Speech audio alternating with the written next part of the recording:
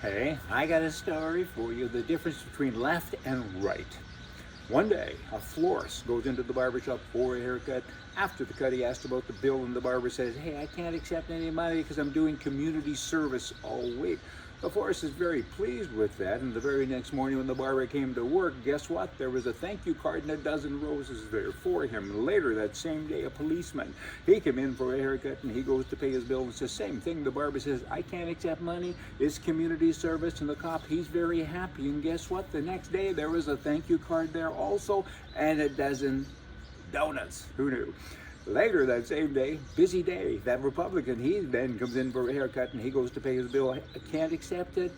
Community service, I did a bad thing. Y'all just gotta go and be happy." And the very next day, of course, there was several books that were sent free, how to improve your business and becoming more successful. Last customer of the day was a Democrat. He comes in for a haircut, and when he goes to pay his bill, the barber says, "I can't accept money. It's community service." The Democrat, he's very happy and leaves the shop. And the very next day, the barber opens up, and there's a dozen Democrats lined up waiting for a free haircut, and that illustrates the fundamental differences between left and right. Hey, just saying, can we trust the way the decision was made? The big decision, Tucker Carlson, let me kind of quote him. He said it well on his show the other day. I won't cover it all, but this is what he said, some excerpts. The jury in the Derek Chauvin trial came to a unanimous and unequivocal verdict. What it really said was, "Please don't hurt us." The jury spoke for many people in this country. Everybody understood perfectly well the consequences of an acquittal in this case. After nearly 1 year of burning, looting, and murder by Black Lives Matter it was never in doubt, the verdict. Here's what we can't debate. No mob has a right to destroy our cities under any circumstances for any reason. No politician or media figure has the right to intimidate a jury, and no political party has a right to impose a different standard of justice on its own supporters. You all need to fill in a whole bunch of wordage there, but you will, and you get it. I mean, wow. Talk about extortion and so many other things, and justice? Wow. You do it my way or else. And then there's the Democrat Governor Gretchen Whitmer, and this is old, and I don't know. I just bring it up so you can always kind of have it somewhere back here that they're different than us. They're entitled, they being people on the left, people without minds. It's spooky, but it continues to happen. She vacationed in Florida during the surge while telling all of the people in her state to stay home and avoid travel. Again, we expect that.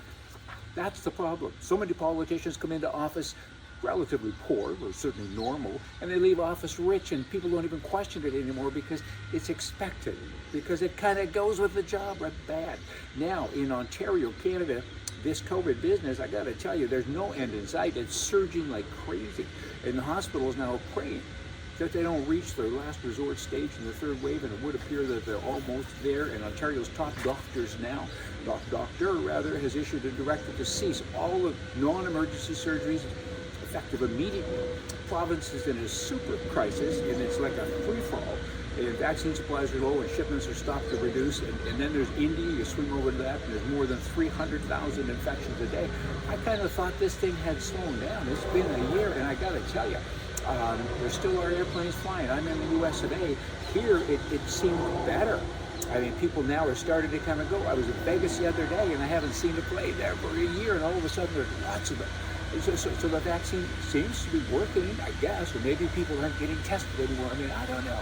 But I do know that in Canada and India, but Canada in particular, there's a surge there, and shutdowns, and people, it's like it's just beginning. Is it to do with leadership? Do you think? In Edmonton, you've got Alberta, you've got issues there with COVID. And what are the police doing? And you have photo radar, which I don't agree with, or I do, but then you don't need policemen. But you have both. And COVID, no work, people are hurt, they're upset, they're on edge. The cops say go out and they issue 2,000 traffic violations in one day. Go catch a murderer. Go help somebody stop the COVID or something. Like, what are you doing? Really? You're just out attacking the citizenry? I mean, they weren't doing anything bad. I mean, speed limit is this, and they were doing a little bit more than that. Come on, they're not hurting anybody, and you've already got the coverage with the photo radar. Duh. And then, in keeping with Alberta, you've got the legislative speaker, Nathan Cooper. He now has apologized after being one of 16, I think it was 17 actually, MLAs. They signed a letter opposing the government's latest public health restrictions to do with COVID, right? And he and most of the other ones now, they're a bunch of cowards, a bunch of weaklings. Now they're saying, I'm sorry that I did it. That's a sign of weakness and a sign of damage, right? I mean, man up. You took time to organize this. I mean, you didn't just write a letter, not 16 of you, and send it. You sat and you went over the wordage and you talked about it, and all of a sudden, you're backing up. What? I mean, and this is a guy that says, I do not take this responsibility lightly. I apologize to each and every one of you for crossing a line that the speaker ought not cross. I think the speaker, this particular one, shouldn't be the speaker. Duh, kind of should resign from everything.